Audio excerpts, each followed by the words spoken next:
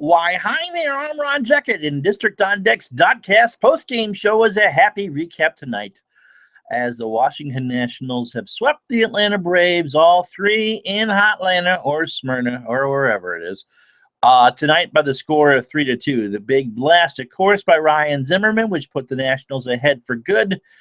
To give it a 3-2 lead, or to give them a 3-2 lead, and 7 tremendous innings from Steven Strasburg, who strikes out 10, most of them looking on off-speed stuff. I think for me, that was the big thing. Not only is he working well from the stretch, hitting 95, 96 from the gun, but he's getting batters to swing and miss on his off-speed stuff.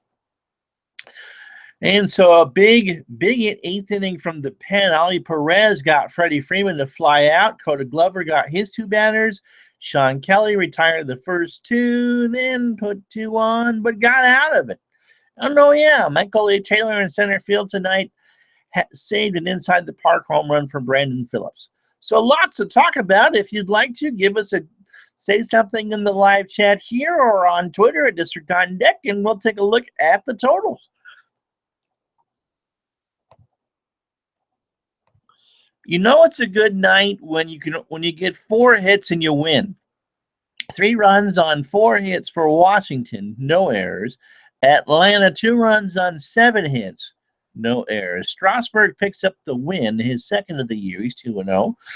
R.A. Dickey, who threw a wonderful ball game, 1-2 for the Braves, with Sean Kelly in his second save attempt of the year, or as the closer, or closer by committee, does the job. He gets the save, so he picks up his second save.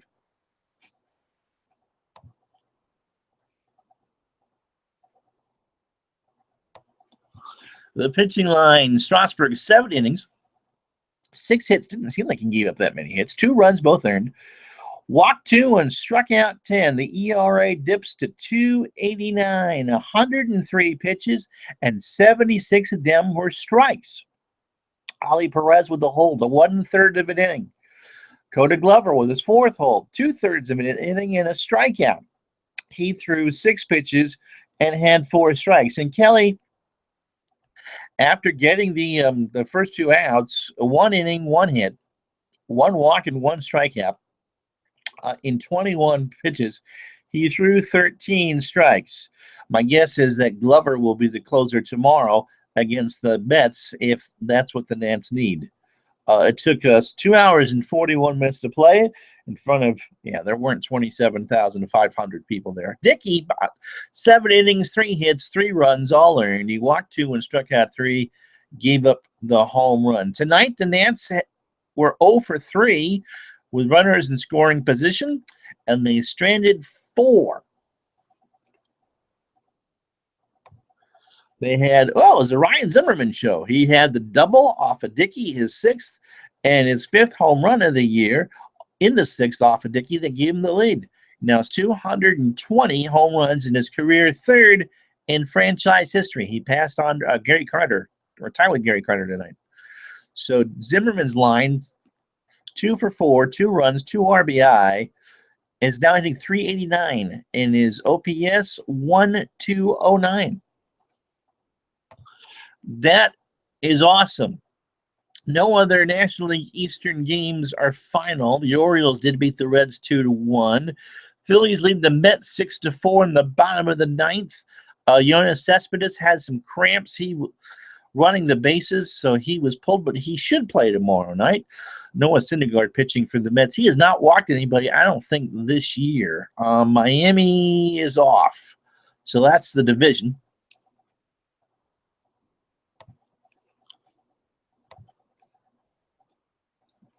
So it's a sweep. It's a 3-game sweep for the Nats. They go to 9-5, and so they will expand their lead on first place by half a game.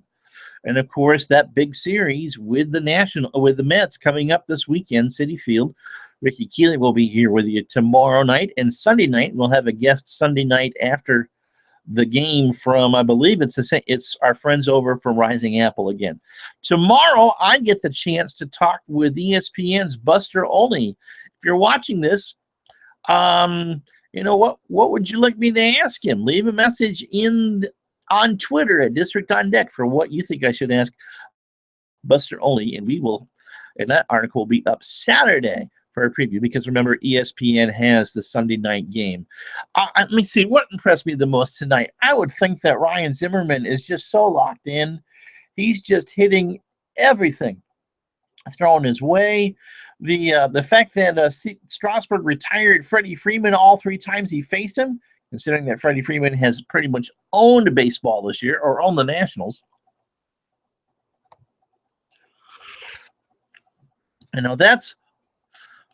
Those are good things. I mean, Strasburg just looks so comfortable right now from the stretch, and he's able to hit his speeds 95, 96. But I think what really impressed me most was the fact that he was able to mix in off-speed stuff so easily. He's developed a little bit of a slider. He's got the change working so hard, and so many swings and misses. I won't know until tomorrow morning how many pitches were actually swung on and missed at, but just was incredible there. So good stuff from that, and good stuff from Coda Glover. Kelly kind of struggled a little bit at the end, but they got the job done, and no runs crossed the plate. In a 1-run game, the bullpen had to get 6 outs, and by goodness, they got it. And in fact, if you thought that Ali Perez would get Freddie Freeman to pop out on the second pitch to left field, take yourself to Vegas on that one. All right, let's take a look at the minor leagues. Eric Fetty pitched a gem of a game tonight. We'll get to that in a minute. They were supposed to play 2 today between Toledo and Syracuse. They only got 1 in before the rains hit. It's going to rain here in Vermont, too. Syracuse is 7-inning, 1-0 win. Dustin Antolin with the win. He goes to 2-1, and Austin Adams gets his first save. No home runs in that one. AA Harrisburg losing to Hartford tonight, 1-0. That's the game that Fetty pitched. Andrew Stevenson, 0 for 3 tonight. That batting average drops to 420. How appropriate, since today is 420. Fetty, 7 innings. He takes a hard luck loss. 5 hits, a run it was earned, 3 walks, and 8 strikeouts in that one at Dunkin' Donuts Park in Hartford. Yency Almonte, just in case we were wondering if you just happen to be a Colorado Rocky fan, got the win. He threw 4 hits and struck out 10. Woo.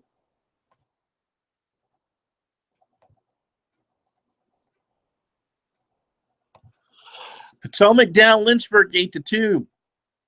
8 runs, 9 hits, no errors for Potomac. 2 runs, 7 hits, and 2 errors for Lynchburg. Rodriguez with the win. Sheppel with his first save. No homers. Delmarva and Hagerstown started a game, but they were rained out a little bit. Doubleheader tomorrow, and as I said, Toledo and Syracuse, who were rained out yesterday, the second game of their doubleheader was rained out today. So that's about it from us tonight. A good weekend sweep, or good midweek series sweep. What did you think of SunTrust Park? I thought it was kind of that ball's going to fly out of there in the summertime. Not much foul territory, which certainly was not the case at Fulton County 1,000 years ago when they played there, and not at the old Ted. Interesting seats, interesting dynamic there. I mean, they claimed 27,000 tonight. They didn't have it. It's no way that they had 27,000 people there. But, the Nats didn't, their offense wasn't all that sharp tonight, but they did the job, and the bullpen held them up. And so, again, when not everything is potentially going your way, it's a win, and you'll take that. So they go to Citi Field. They'll get in overnight and play tomorrow night at 7 with a 9-5 record. And you really, all things considered, couldn't ask for anything better than that. First place. So it's DeGrom and Tanner Roark tomorrow at 7 o'clock. You can give this, like and subscribe to the YouTube channel. Find us on Facebook and like and follow us there. And on Twitter, it's District on Deck. Let's see. So tomorrow we'll have stories on Bryce Harper. We'll have my co-editor Ricky Keeler will have a 5 players to watch for the Nats Mets series, and I'll have something that I will whip up for you tomorrow. Don't forget, like I said, Saturday we'll have an interview with Buster Olney from ESPN. Looking forward to that. So that's all we have for you tonight. It was a good series. Anytime you win 3 straight, there's nothing wrong with that. So expect Coda Glover to be the closer tomorrow night if they need it. The final score from Atlanta, it's the Nats 3, the Braves 2. Good night from all of us at District on Deck.